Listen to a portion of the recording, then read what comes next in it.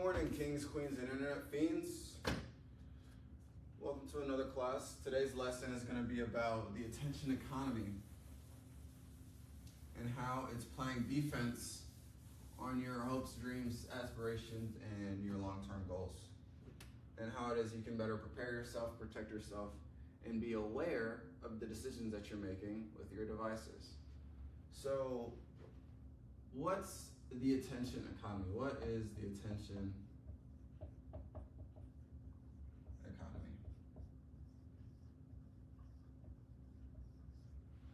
Let's use an example. So, let's say I have 15 minutes of your time. What I can do in that 15 minutes is I can show you 5 different movie trailers. And out of those 5 different movie trailers, I just want you to pick one, and the one that you pick, you can go watch that movie for free, right? So I give you what we call the illusion of choice. My goal for you is to watch one of my movies. So all of these movies are mine. Now in these trailers, what can I do? I can introduce different ideas to you. And in those different ideas, I can harbor your attention to then have you decide on what might be better to get somebody who likes something similar to you to watch that down the road. That's really important when, it's kind of integrated itself in how it is that you're training, how it is that you're being scouted, how it is that you have to brand yourself as an athlete or even as a young person.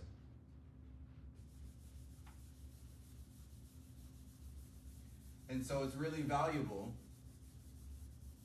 to be able to take a little bit of your time and use that to decipher information about what it is that may or may not serve you.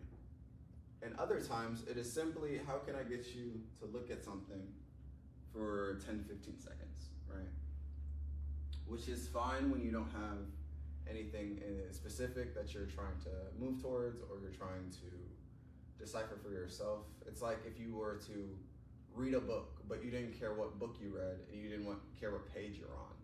It's not really important unless you're trying to walk away with something of substance and value. And that substance and value often doesn't come from how it is that I can garner that attention. It comes from how it is that I can use that attention later down the road. So for my athletes, right? What does that mean? That means if I want to, let's say, get seen as a player. Draw a little guy with a hat. I have to be able to put myself in front of the right people and spread my net and cast my net long enough and large enough to be able to have enough options to make a educated and profitable decision. That only happens if I can get comfortable with properly exposing myself to the right amount of people or a mass amount of people to then really get a good gauge of what my options are, right? And in order to do that, I have to use this thing called social media, right? So that means I have to get on my device. Now let's use an example, right?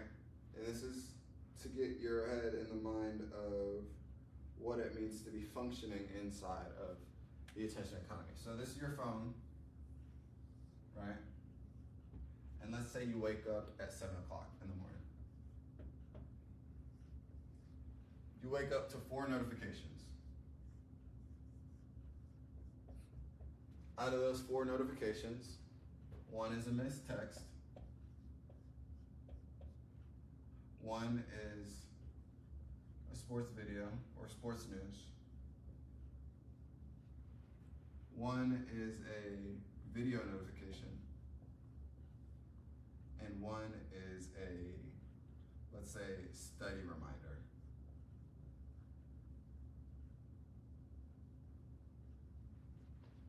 This shows you kind of what your day is going to look like, at least in the first 10 to 15 minutes, right? When you understand that, you can then start to look at these 4 notifications as less of just pings on your phone to now this is what the first 20 minutes of my day looks like. after I get ready or after I brush my teeth, whatever that looks like, I'm gonna watch this video because my notification is on. I'm gonna check my study reminder, and that might be, you know, oh, I have a geography test today, so I'm supposed to be able to look at my map test or whatever the case might be. Or if it's a video from my favorite notification creator, that's gonna be what I'm gonna watch for while I'm eating breakfast. And then sports news and the text that I didn't respond to, those are gonna be things that are gonna take attention out of my day as I focus on moving forward, right? So what happens when you don't really have a control over the type of notifications that you get anymore?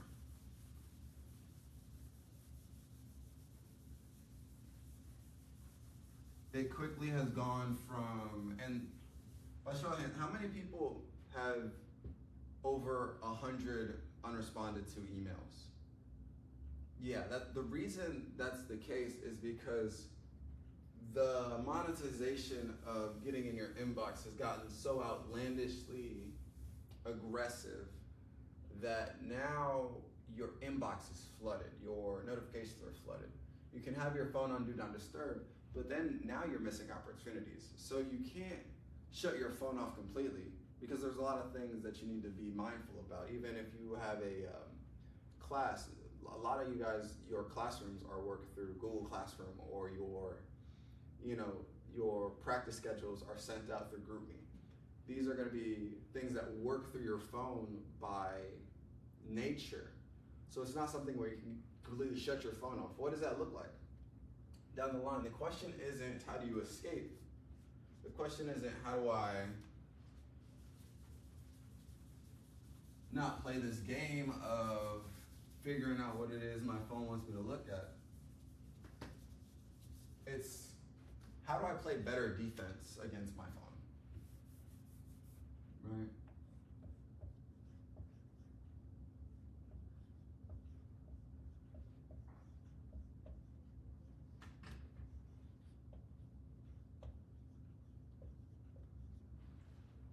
Because if you want to be able to spread a message, expose yourself, get recruited, or simply make more friends along the way, you have to integrate yourself inside of social media so that the nucleus of your message or your channeling is congruent with the person that you are in real life.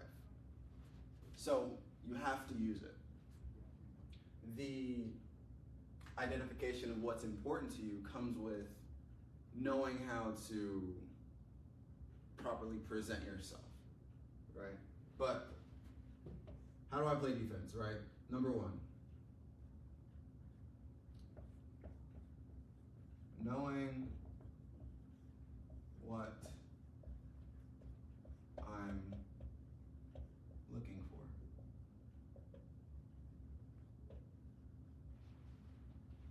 It's like going into a grocery store, right? You can't find the eggs by simply walking in the front door and telling somebody that you're hungry. In the same way, you can't really walk away with the right things that you can get out of social media by trusting that the store or trusting that the app is going to deliver you where you want to be. Because what keeps you on longer isn't necessarily what keeps you and feeds your nature, your mind, your soul. You know, it's going to be the things that are divisive. What makes you feel bad about yourself? What makes you feel more intrigued or implied to buy something? Those kind of things are what's going to be able to make you feel bad about yourself and have somebody else be able to sweep through and sell you something, right? Number two is knowing what deserves attention.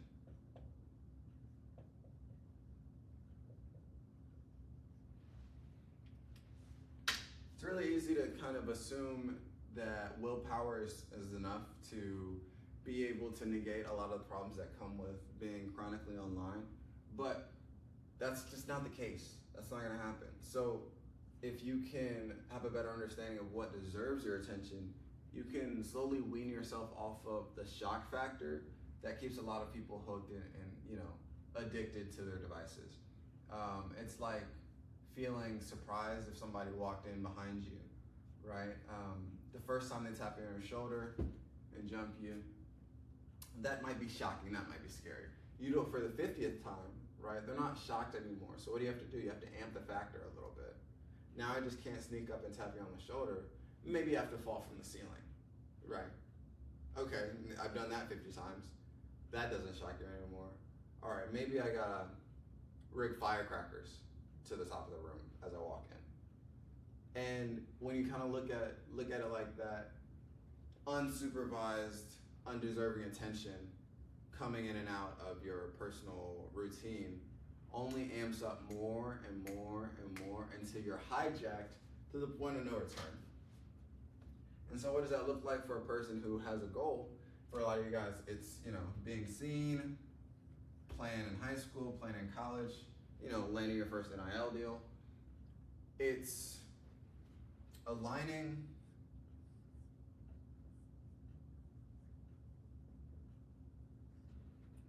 goals with content.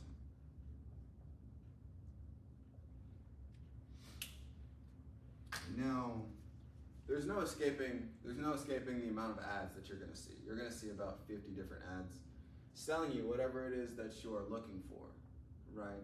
But the question is more, how can I align what I want to walk away with in this daily experience of my phone, in this daily experience that I can take away and apply to the content that I'm watching. So, for example, if I wanted to make a healthy breakfast, right? Those kind of things are going to be what should be my main focus in using the tool that is digital media, YouTube, Instagram, TikTok, Twitter, whatever it is that kind of you have to. I know from my experience, for a long time, Twitter, before it became X, was one of those places that a lot of coaches would stay up late at night till 2, 3 a.m. in the morning and just kind of scroll and look through as many videos and films of different players and stuff like that. And that's okay, that's good, because it's a platform that allows you to get seen by many people. And I also had the experience of watching the other side of that, of a player who would post religiously on Twitter every single day. And it didn't really align to where you could get recruited off of those kind of experiences or off those kind of networking opportunities. It just kind of flooded the idea that, somebody was out there for me, and if I just kept looking, that would kind of get me in the right room. But that's not a very strong way to plan or position yourself. It's just one where now you're getting the same kind of feedback and you're in the same kind of room as anybody else. You don't want to do that. You want to try to brand yourself so that your positioning is a lot more, at least focal pointed on you as a person, and then you can branch off to how it is that you want to expose to other people. So aligning it with your goals, with the kind of content you see, is going to be one of those things to where now, if I'm opening my phone at that 7 a.m. that we talked about, we're not necessarily falling into the trap of spending that first hour kind of scrambling around at all the things that are shocking us. Because now it's one of those things to where you're going to wake up and you're going to have 5 notifications.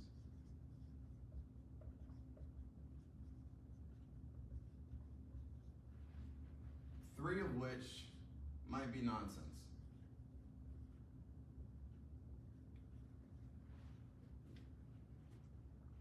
How much time you fight yourself to look or not look at this nonsense is going to be the differentiator between you getting what it is that you want to get done in the first hour of your day and you fighting yourself until midnight getting that thing that you wanted to get done throughout the day, right?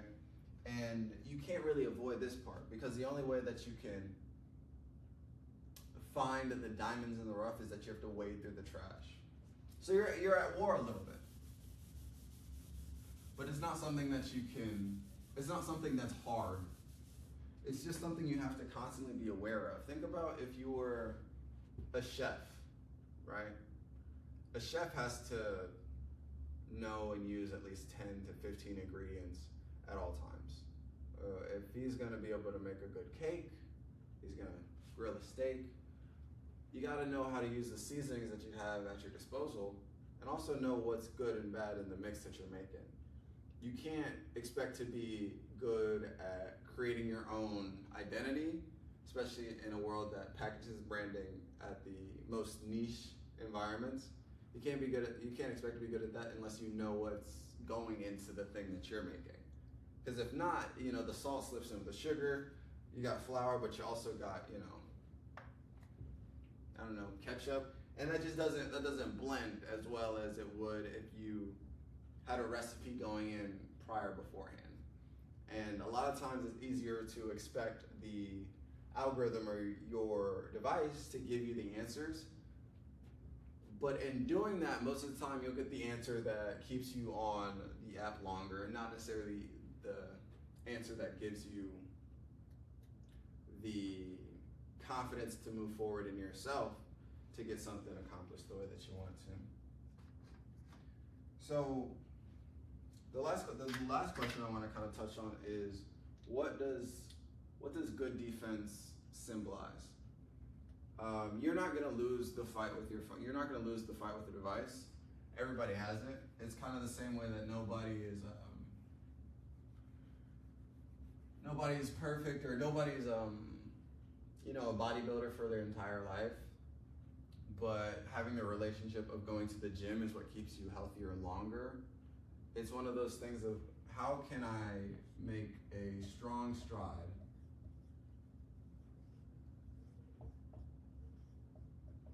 in the right direction every day? And the quickest and easiest answer is you just make a strong stride every day. You make an attempt in the right direction every day, and those failures will teach you what your setbacks look like. The alternative is to trust your willpower.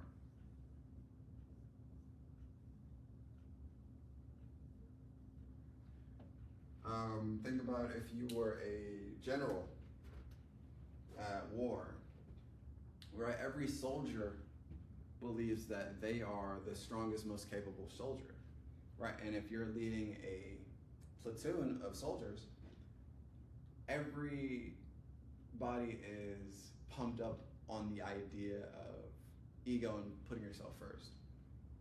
Those ideals don't win wars, and they don't win fights, and they don't progress your vision or mission.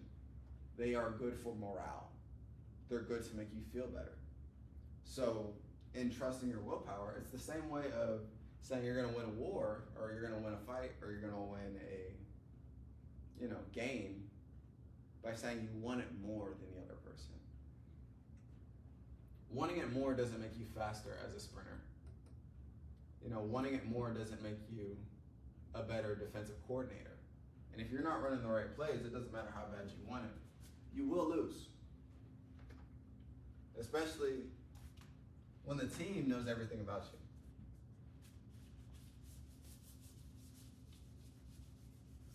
So I want to say the biggest practice for today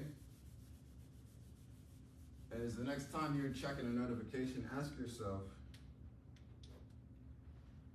where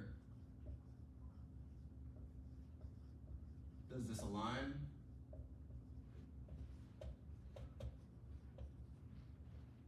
with my goals?